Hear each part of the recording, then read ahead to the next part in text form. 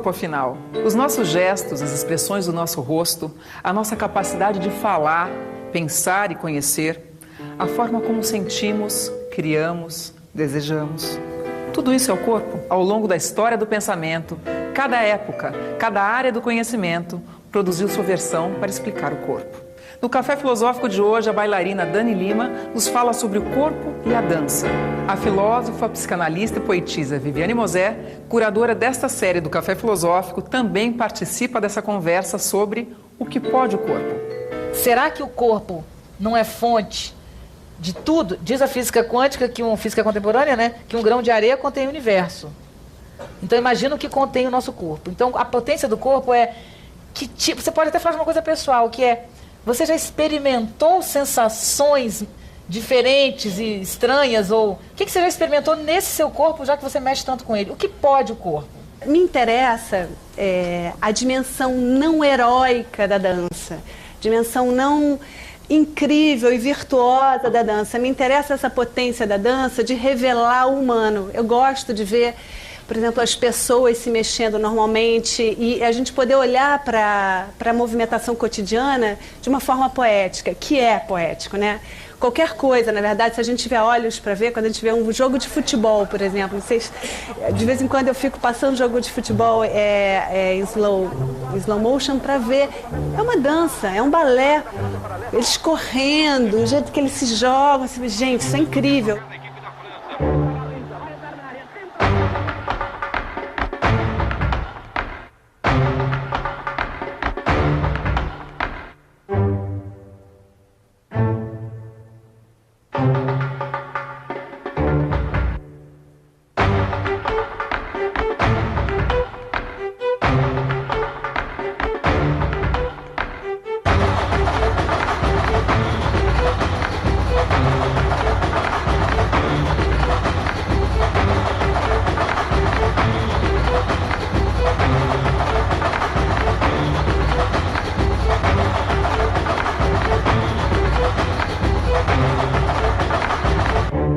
E pequenas coisas na rua, andar dos passantes na rua, parar para esperar o sinal e aumentar a velocidade, reduzir a velocidade. Tem toda uma maestria do tempo e do espaço que é a dança.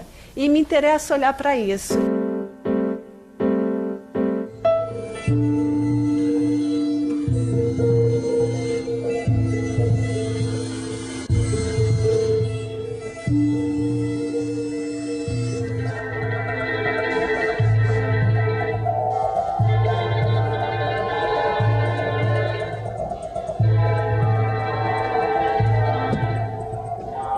Para Nietzsche, dançar é se superar. Por isso está ligada à produção do homem, do super-homem, né? Que é um homem que se supera eternamente. Como a dança nos leva à superação? Quando dançamos, subimos acima de nossa própria cabeça, dos nossos sentimentos, do nosso coração. A dança envolve uma perda de si, em algum grau de perda de si, e abre para outra possibilidade. Isso nos faz desviar o olhar de nós mesmos e nos permite olhar outras coisas. Qual é a grande questão nossa? Só olhamos a nós mesmos, a nossa família, a nossa perspectiva. A maior alegria é nos perder de nós mesmos por algum instante. Porque como o eu é um produto moral e a dança é exatamente o contrário disso, esse esquecimento de si faz nascer o que o Nietzsche chama de si mesmo. O eu é produto da moral, mas nós temos uma coisa aqui que não é o eu, porque o eu é CPF e identidade, né? Carteira assinada no trabalho, né? Casa própria. O eu é a estrutura, é o que você pode nomear. Quando você fala, fale de você. Eu sou uma pessoa muito... moro em tal. Minha profissão é...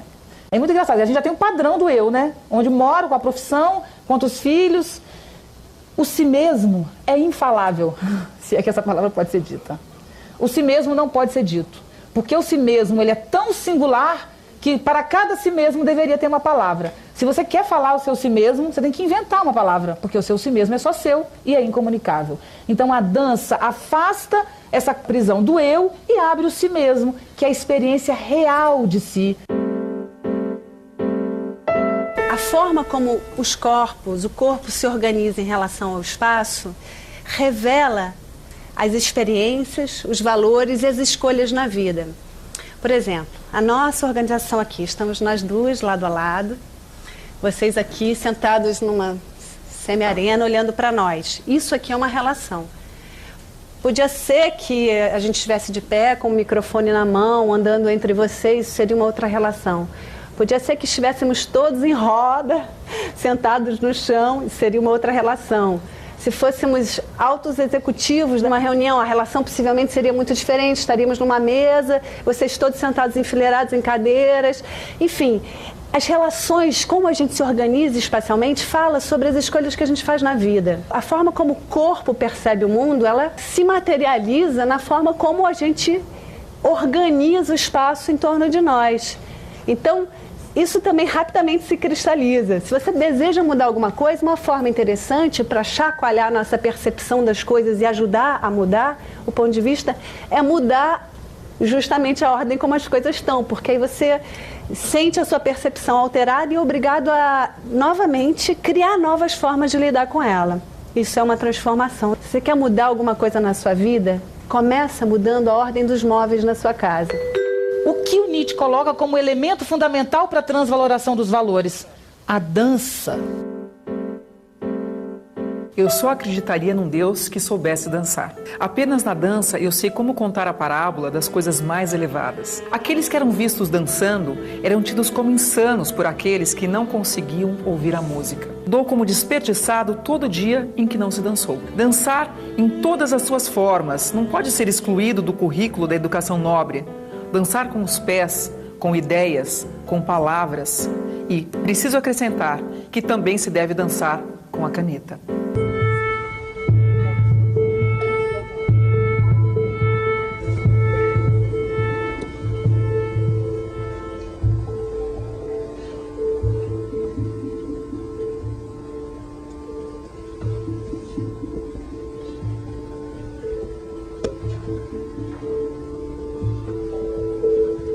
Um livro, se ele tinha esse livro que você leu, ele te dá infinitos conteúdos, jogue-o fora.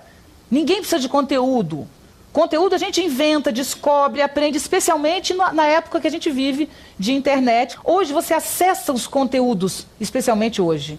Então, o que o livro tem que te dar não é conteúdo. O livro tem que te criar internamente um pássaro batendo asas. Ele tem que te criar um incômodo físico, um movimento. Isso seria um livro que ensina a dançar ou um livro que provoca a dança. Isso é condição da transvaloração dos valores. O nosso erudito antigo foi substituído por um pendrive. Um pendrive cabe bibliotecas inteiras. Por que eu tenho que saber de cor o nome do filho da mãe quando ele nasceu e o que ele fez? Não me interessa, mas me interessa provocar, quando eu falo, a dança, e me interessa ler livros que me provoquem essa dança. Isso é vida, e essa vida é que precisa se mover para fazer política, porque aí nós ganhamos o quê? Ação. Vida é sinônimo de tempo, que é sinônimo de ação.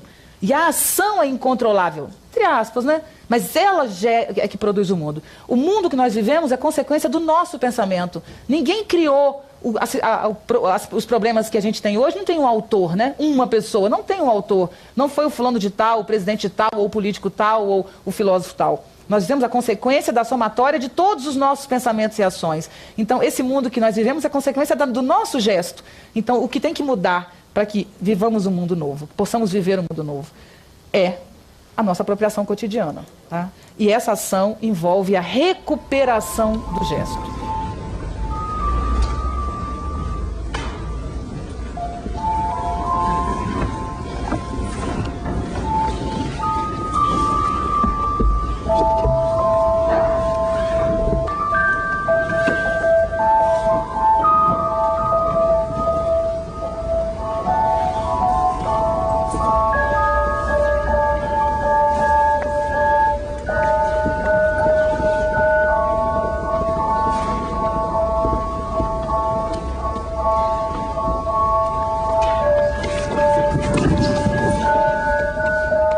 Hoje em dia o poder é muito valorizado, até nas propagandas. Você ter carro grande, você ter carro caro, você vai te fazer uma pessoa mais feliz, etc. E eu queria saber como que você consegue passar essa simplicidade da dança para as pessoas. Eu diria que é importante que as pessoas possam ver a dança como experiência. Porque nem toda dança pode ser uma experiência no sentido do que a gente está falando aqui, de te afetar, né? Você ser afetado e se deixar afetar e afetar também o que você vê. Muitas vezes você vai ver danças em que elas acontecem lá, as coisas são lindas, são incríveis, a pessoa é quase sobre-humana de coisas tão incríveis que faz, mas aquilo ali não te chega. Eu acho que tem que transformar a dança em realmente alguma coisa que te mova. Não pode ser mais uma idealização. Você não tem que querer dançar para ficar linda, com um corpo incrível e para fazer 5 piruetas e cair em quinta, mas dançar porque aquilo ali te provoca uma experiência de prazer, de perceber coisas sobre você, sobre o seu corpo, sobre o mundo, sobre a sua relação com as pessoas. O corpo é a essência da nossa existência? Ou o corpo é somente um suporte para aquilo que verdadeiramente somos? A mente é algo diferente do corpo?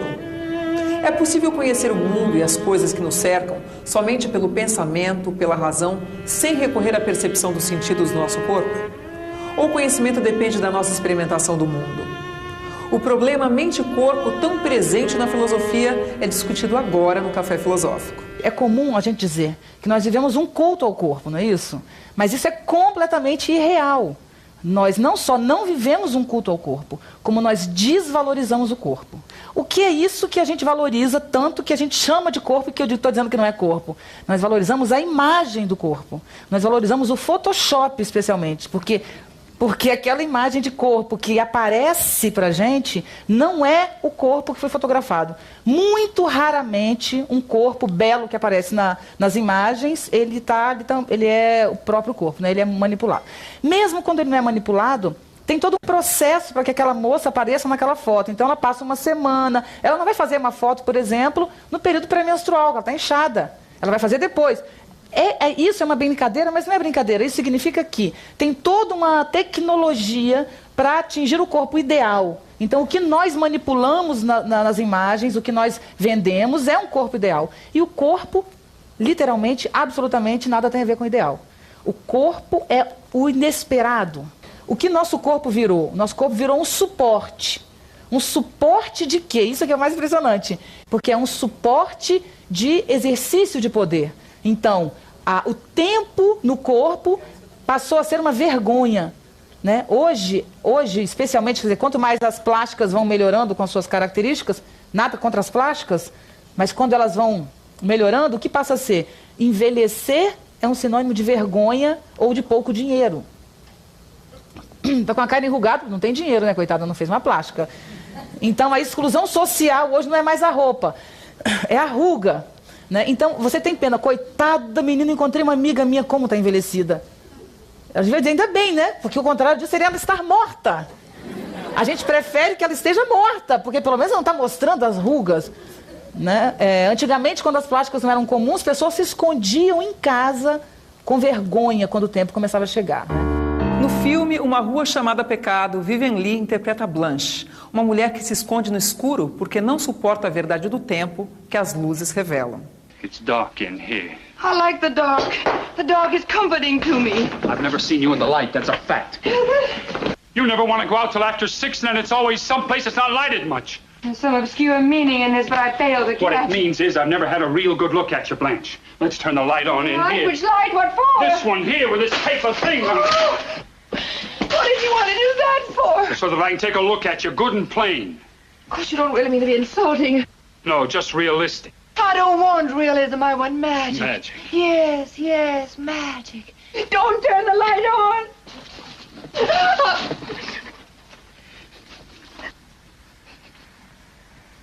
Oh, I don't mind you being older than what I thought. Então, a tortura física que a gente passa para manter um corpo magro, sem celulite, etc. e tal, a gente não pode dizer que isso é valorização do corpo. Valorizar o corpo é valorizar não um suporte de exercício de poder, exercício social, mas valorizar a porção da vida que eu trago em mim. A perspectiva do Nietzsche parte de um princípio básico que é a crítica ao pensamento contemporâneo, ao pensamento metafísico, ou melhor, ao pensamento como um todo. desde que a humanidade começou a pensar, especialmente a partir do século V a.C., com o nascimento da filosofia, pensamento socrático, platônico, nós vamos ter uma divisão do mundo em corpo e alma, uma supervalorização da alma, que seria o espírito, o pensamento, a representação, contra o corpo, que não é apenas o corpo humano, mas qualquer corpo. Né? A materialidade, o acontecimento, a ação é desvalorizada. O presente faz parte dessa coisa corporal, porque o presente é um instante. Então, o acontecer é desvalorizado. E o que é valorizado? O planejar, o idealizar, o imaginar, o calcular, o contornar. Então, falar se tornou muito mais importante do que viver, né? Eu adoro uma imagem que eu falo sempre, que eu acho que é significativa, que é: nós ganhamos um pensamento obeso e um corpo raquítico. O debate sobre o corpo nasceu com a filosofia. Platão já investigava essa questão no século V a.C. Para ele, o corpo era a prisão da alma. Platão dizia que, enquanto tivermos corpo e nossa alma se encontrar atolada em sua corrupção, jamais poderemos alcançar a verdade que almejamos. Descartes, no século XVII, declarou a alma independente do corpo. Compreendi que eu era uma substância cuja essência ou natureza consiste apenas no pensar, e que para ser não depende de qualquer coisa material. No século XIX, Nietzsche mostrou que tinha uma opinião diferente. Aos que desprezam o corpo, quero dizer a minha opinião. Tudo é corpo e nada mais. A alma é apenas o nome de qualquer coisa do corpo. Há mais razão no teu corpo do que na tua melhor sabedoria. O Nietzsche quer inverter a lógica platônica, que valoriza o corpo, o pensamento, e desvaloriza o corpo. E mais, não valoriza um pensamento qualquer, o pensamento, porque pensar está presente na arte, na dança, na música, na vida inteira. O que o Ocidente valoriza não é o pensamento, mas é um tipo específico de pensamento, que é o pensamento racional, o pensamento causal, o pensamento não contraditório. Temos que trazer para a linguagem o movimento do corpo e os gestos e a contradição. Por que trazendo o corpo para a linguagem a gente traz a contradição? Porque o corpo é vivo e tudo que é vivo necessariamente é contraditório. A linguagem separa, mas o corpo junta. Tá certo? Então, na verdade, a minha primeira relação com o conhecimento é uma relação física. Depois que eu sou tomada de alguma perplexidade, eu ganho um movimento que vai ser traduzido em linguagem. A tradução da linguagem é necessária e boa e tudo de bom, mas ela é menor do que a sensação. Então, como fazer para que o meu pensamento seja mais intenso? Demorar nas sensações sem palavra.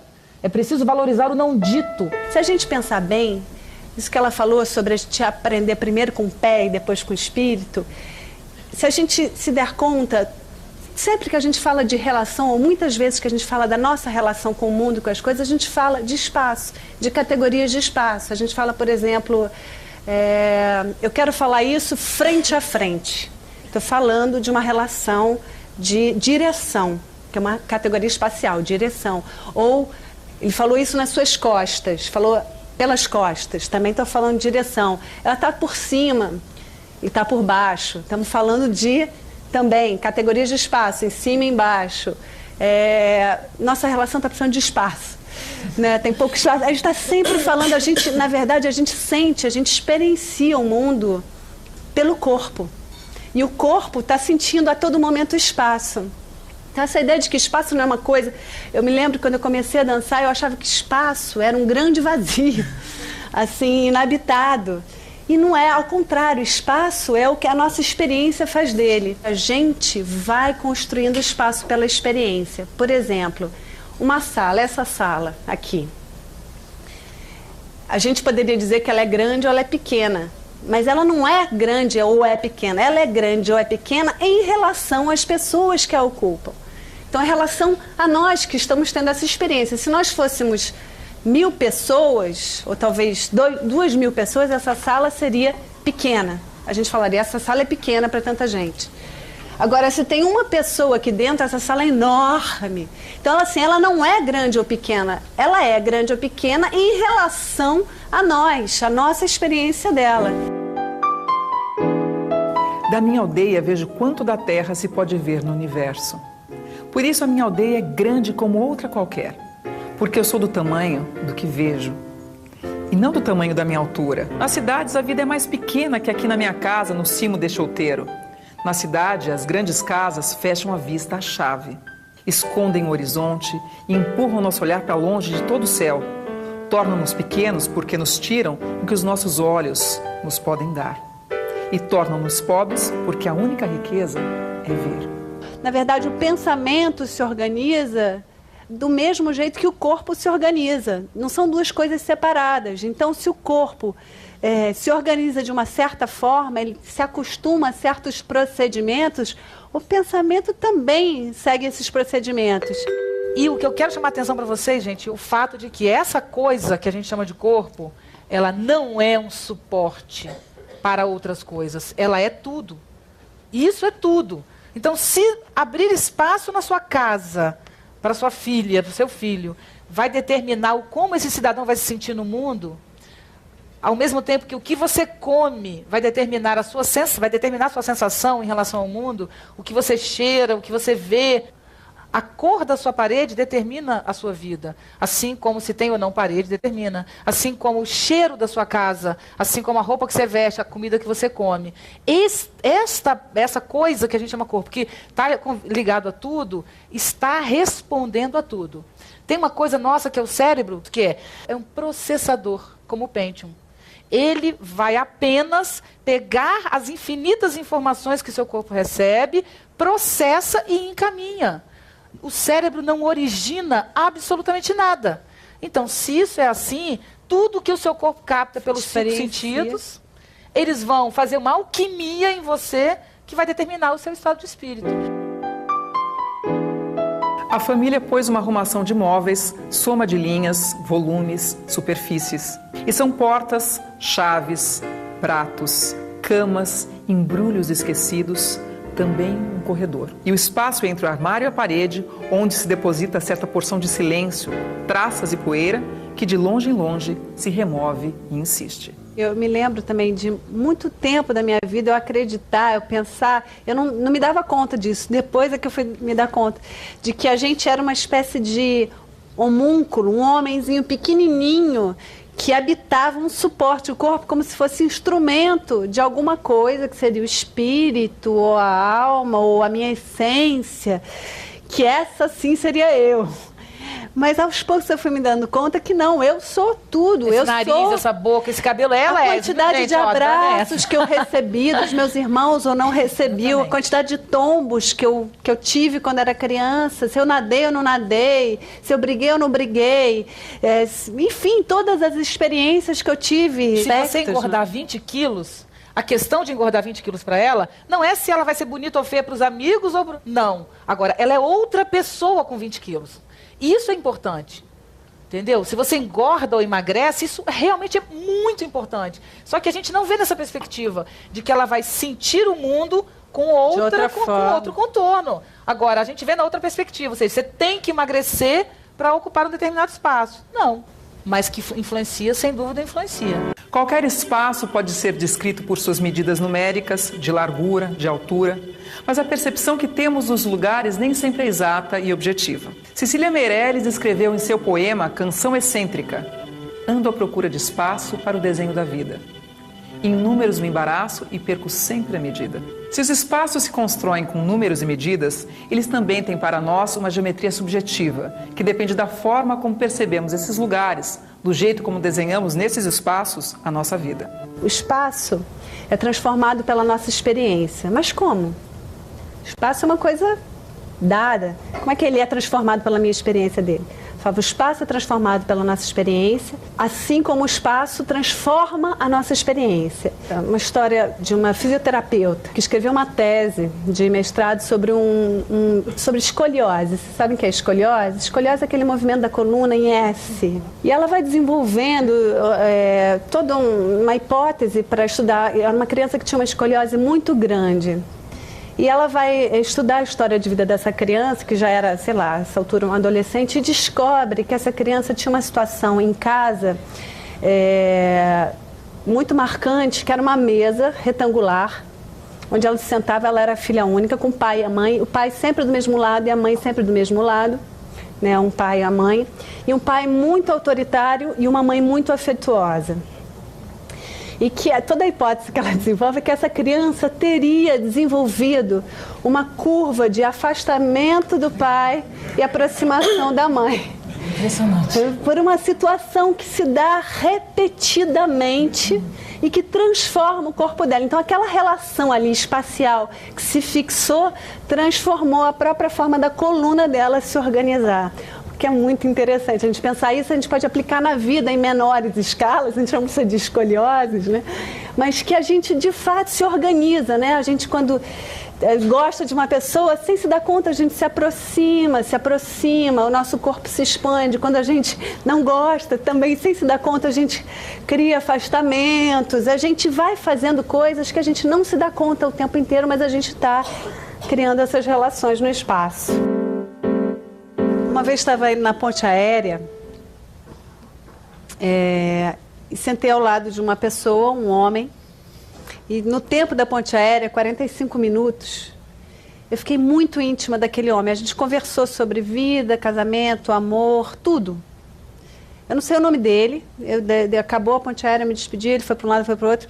Eu tive uma sensação ali de intimidade e de experiência do momento, do presente, que foi tão forte para mim. Eu não sei quem é essa pessoa, mas que foi possível me aproximar e me abrir e ter uma experiência com essa pessoa que me fez criar o último espetáculo que eu fiz, que na verdade é um bailarino e um espectador só, dentro de uma sala, por 40 minutos, sozinhos. Uma sala pequena. Você me levaria num passeio nessa sala? Sim. Para, na verdade, suscitar um pouco, tentar reviver essa experiência do que pode, de fato, acontecer de embriaguez, de contato, ou não. E percebo que muitas vezes os encontros não acontecem, mas quando acontecem, acontece alguma coisa. É um contato de alguma natureza, não é um contato sexual, amoroso, é uma pessoa desconhecida, que duas pessoas desconhecidas podem travar algum tipo de contato, e a ideia de ser só duas pessoas, num espaço pequeno, porque tem uma ideia de corporificar a experiência, está perto, está longe, está muito perto de uma pessoa desconhecida, tocar, não tocar, falar, contar coisas, intimidades ou não intimidades, e quanto você se abre para uma experiência real e concreta ou não. Isso pode acontecer na vida de todo mundo, a qualquer momento, ou não. Você está aberto para a experiência. Eu gosto muito da ideia do conceito de experiência, que é uma ideia de, por exemplo, experiência. Uma vez eu li uma coisa que eu achei interessante. Você pode comer uma comida, a mesma comida todo dia, e um dia você tem uma experiência comendo aquela comida, que é diferente. Aquele dia a experiência é como se você tivesse uma percepção ampliada. Sabe o que eu lembrei? Elevador. Ela falando da experiência do espetáculo, uma pessoa e um espectador, um bailarino e um espectador, né? Tem coisa mais erótica do que o elevador? Gente, eu falando erótico, sem você ter interesse no outro. Você não tem interesse nenhum. A pessoa pode não ter nada a ver com você fisicamente, mas o fato de duas pessoas estarem num elevador é extremamente incômodo. Aí você tem que dizer, lindo dia, não? Por que você fala lindo dia? Porque a palavra distrai o assunto. É o que eu falo sobre a palavra. A palavra distrai. Agora, por que a gente no elevador tem que dizer que bonito dia? Como é que vai o senhor? Por quê? Porque senão nós temos a impressão inconsciente de que vamos nos atracar com aquela pessoa ali mesmo. E o que é mais incrível, sem desejo. Tá, gente? Porque uma coisa diferente é dizer assim, ó, entrou alguém maravilhoso no elevador. Não tô falando disso. Que você tá no elevador, entra alguém que é do teu modelo, teu número. Não é isso. É uma pessoa que não tem nada a ver com você, ou muito mais jovem, ou muito mais velha, ou com um corpo que não te agrada. Não tem nada a ver, não é isso, mas qualquer corpo dentro de um elevador com outro corpo começa a provocar um erotismo, né? Uma sensação. E a palavra vem na hora. Bom dia! Preciso valorizar o não dito. E tem a ver com isso, na verdade, que eu me lembrei de uma frase que fala que entender é dominar. E que a gente está sempre procurando entender. Eu me lembro, meu tio foi ver esse espetáculo, ele falou, Danica, querida, muito bonito. Não entendi nada. Mas bonita. Essa ideia de que a gente tem que ter a sensação de ter entendido para ter dominado. E dominar é controlar também. Exatamente. Então, esse lugar que ela fala, que é esse outro lugar que é do não dito, que é o lugar onde você não sabe direito se é mesa ou se é cadeira, se é desejo, se é, sei lá, curiosidade. É um lugar onde as coisas não estão tão amarradas, tão fechadas, tão ditas. É um lugar muitas vezes insuportável. Há muita coisa a dizer que não sei como dizer. Faltam as palavras, mas recuso-me a inventar novas. As que existem já devem dizer o que se consegue dizer e o que é proibido. E o que é proibido, eu adivinho. Atrás do pensamento não há palavras. S. Nesse terreno do S, sou puro êxtase cristalino. S. Sou-me. Tu te és. Ouve-me. Ouve meu silêncio. Lê a energia que está no meu silêncio. Ah, tenho medo do Deus e do silêncio. O que você vive, o que você sente, não tem nome, necessariamente. Por exemplo, a gente diz querendo, assim, né? Você tem que dominar. Então, por exemplo, você tem um amigo que você sente por ele um desejo estranho. Quer dizer, uma coisa. Não vou nem falar desejo, porque eu quero falar do não dito. Então, eu tenho amizade, que eu não... É amizade, eu não quero literalmente sexo com essa pessoa, mas eu sinto um tipo de coisa... Aí o que você faz? Você vai ou eliminar esse relacionamento, porque você vai dizer é estranho, vai acabar dando problema, ou você vai nomear a sensação de desejo ou de incômodo, quando na verdade você pode estar sentindo uma coisa que está entre um afeto e outro. Existe um sentimento que está entre o amor e a amizade. E não é necessariamente nenhum nem outro. Pensar é um gesto que nasce do corpo, não nasce da cabeça. Quando o pensamento nasce do próprio pensamento, ele é produto da racionalidade, que é exatamente o que a gente está tentando desconstruir aqui. Pensar o limite dessa racionalidade, que é apenas uma negociação. Eu te dou um código, você me dá outro? O que isso quer dizer? Troca de códigos, troca de figurinhas e a vida vai embora, né?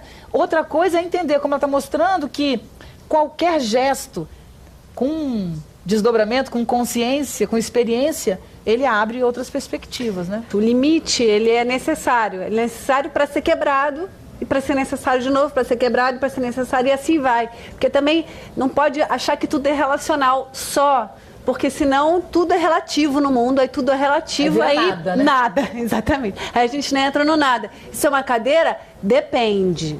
Né? Aí tudo fica confuso, não pode se comunicar. Então, em algum momento você tem que dizer, isso é uma cadeira. Esse espaço estava cheio, ou esse espaço estava vazio. Até para você poder criar esse outro lugar. Quantas horas, quantos anos, quanto tempo o nosso corpo ficou e continua ficando sem nenhuma possibilidade ou poucas possibilidades de se experimentar.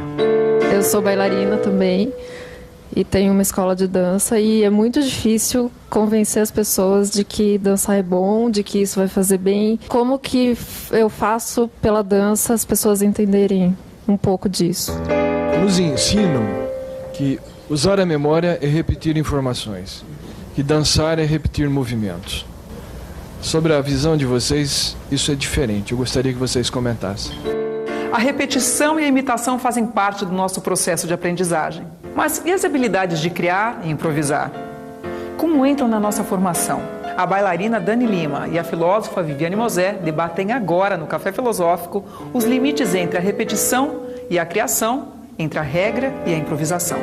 Para elas, além de conhecer o mundo, precisamos ser capazes de recriá-lo à nossa maneira. Uma coisa que me interessa desde sempre é improvisação. Eu trabalho muito, eu sou professora na Universidade de Dança de improvisação. Eu, até um determinado momento, dava aula de técnica. Técnica eu ensino o meu jeito de dançar para você, para você, para você, para você.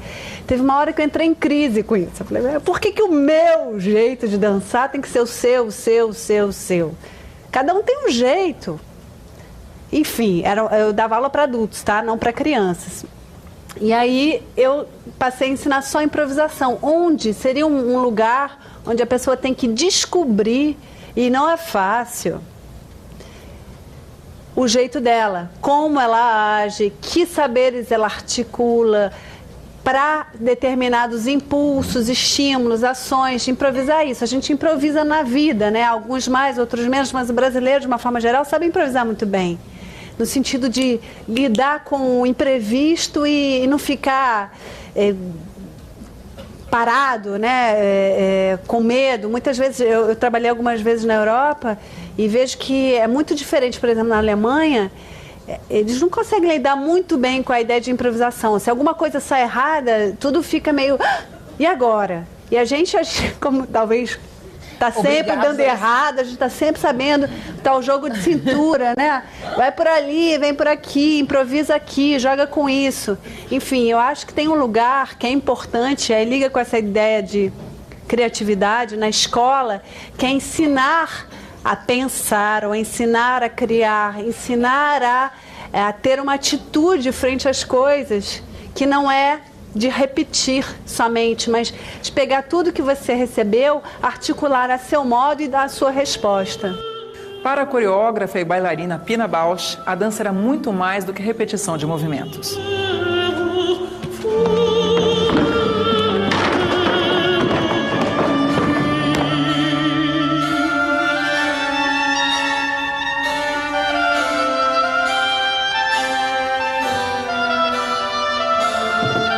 O que me interessa não é como as pessoas se movem, mas sim o que as move. A dança deve ter outra razão além da simples técnica. Trata-se da vida e, portanto, de encontrar uma linguagem para a vida.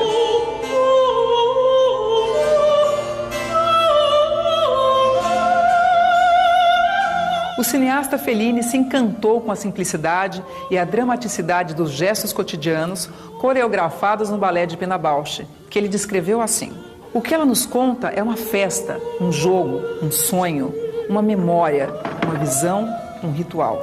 E o que a gente quer é que toda essa harmonia, toda essa leveza, todo esse encantamento não acabem jamais e que a vida seja assim.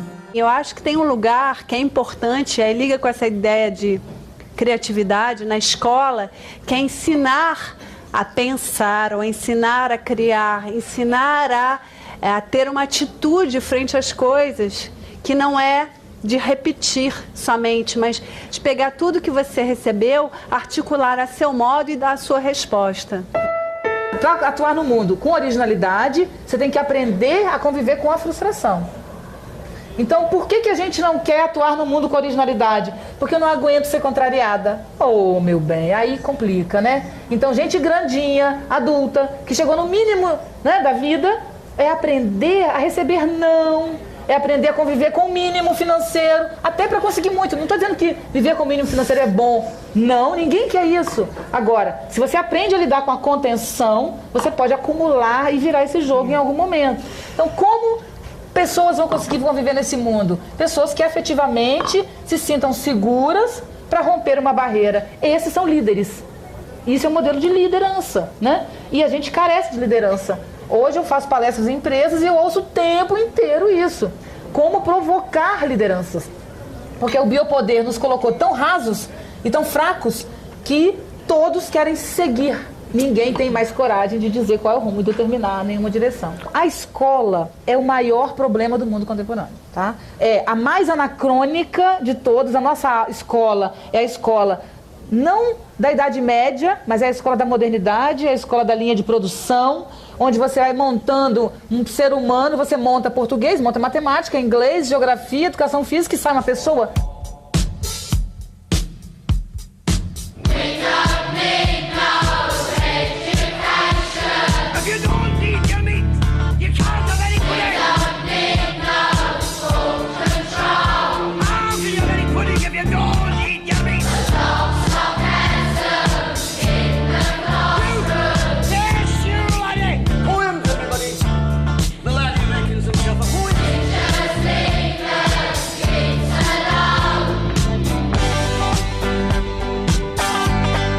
Não sai uma pessoa da escola, o que sai da escola são restos, pedaços colados, que não formam um corpo, e aí a gente fala de ética. Ética é atitude, atitude exige corpo, né? Exige relação com o mundo, como a gente estava falando. Como é que você vai ser ético se seu corpo é dividido em vários pedaços? Um é do neurologista, outro é do cardiologista, outro é do, sei lá do quê, do psiquiatra, né? Eu só quero dizer para vocês uma coisa.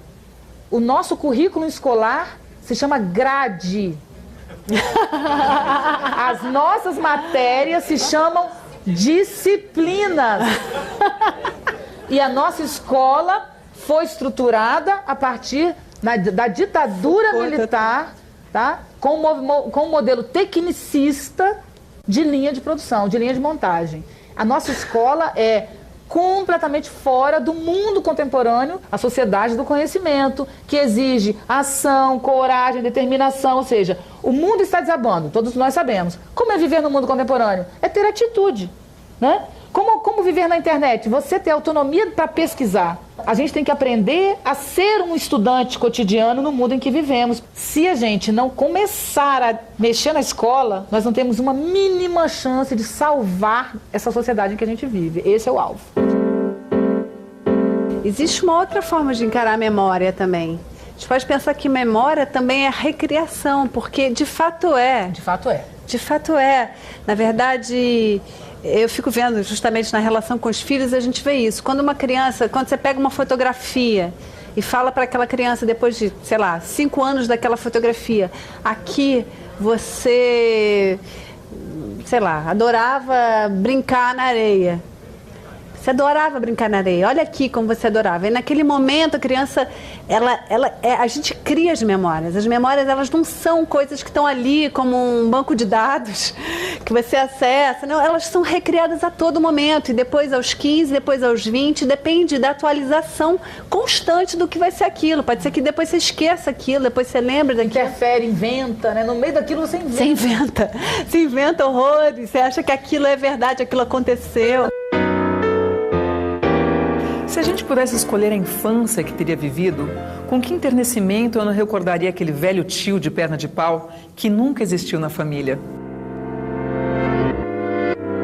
As pessoas sem imaginação podem ter tido as mais imprevistas aventuras, podem ter visitado as terras mais estranhas.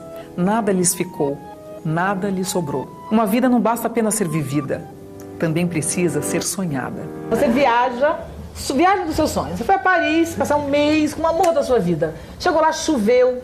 Chegou lá, teve uma greve, não sei o que, você não conseguiu. Aquelas coisas de viagem, né? Aí na hora, aí você volta. Aí na primeira semana, você conta um pouco do incômodo, mas não conta todo. Aí, 2 meses depois, vai diminuindo. 6 meses depois, a viagem a Paris foi incrível. 10 anos depois, foi a melhor viagem da sua vida. Você esqueceu completamente o que não te agradava, né? Isso é impressionante. Outra coisa engraçada, biografia. Alguém diz assim, eu escrevi a biografia. Fato real, né? Não é verdade. Nenhuma biografia é real, ela é inventada pelo autor. Toda biografia. Né? Aí me perguntaram, poesia, você escreve os seus poemas com o que você viveu ou é ficção? Aí eu respondi, o que eu vivi é uma ficção. Porque na hora que eu vivi, ela é real. 1 segundo depois, o que eu vivi, ele é reinterpretado por um outro momento que eu estou vivendo. Agora, nós não temos coragem disso. Por quê? Porque a nossa sociedade, ela é fundamentada na ideia de verdade. Então, temos que admitir que a vida é uma invenção nossa, junto com a invenção dos outros.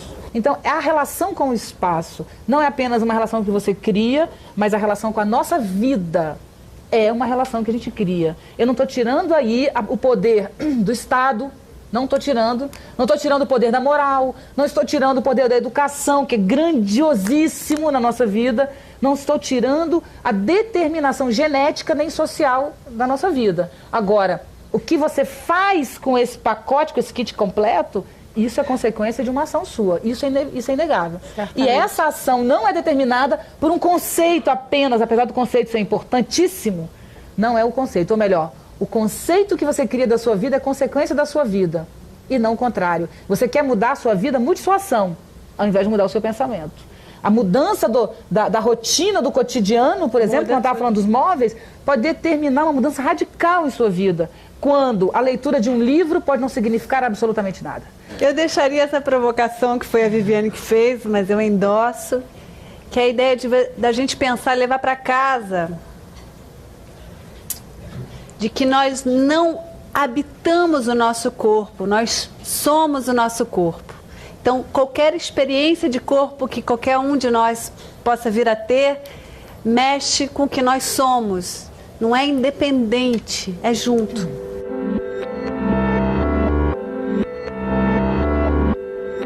O Café Filosófico de hoje termina por aqui. Para assistir às palestras na íntegra e participar das transmissões ao vivo, acesse o site da CPFL Cultura. Acompanhe também a nossa programação através do twitter.com/CPFL Cultura. Até o próximo Café Filosófico.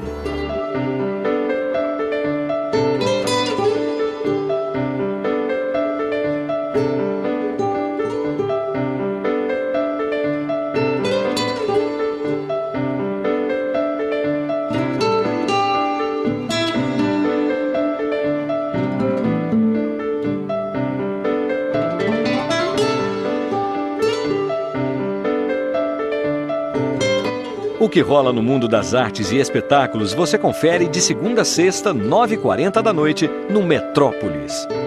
Deixe o carro na garagem sempre que puder. Evite o trânsito e a poluição do ar.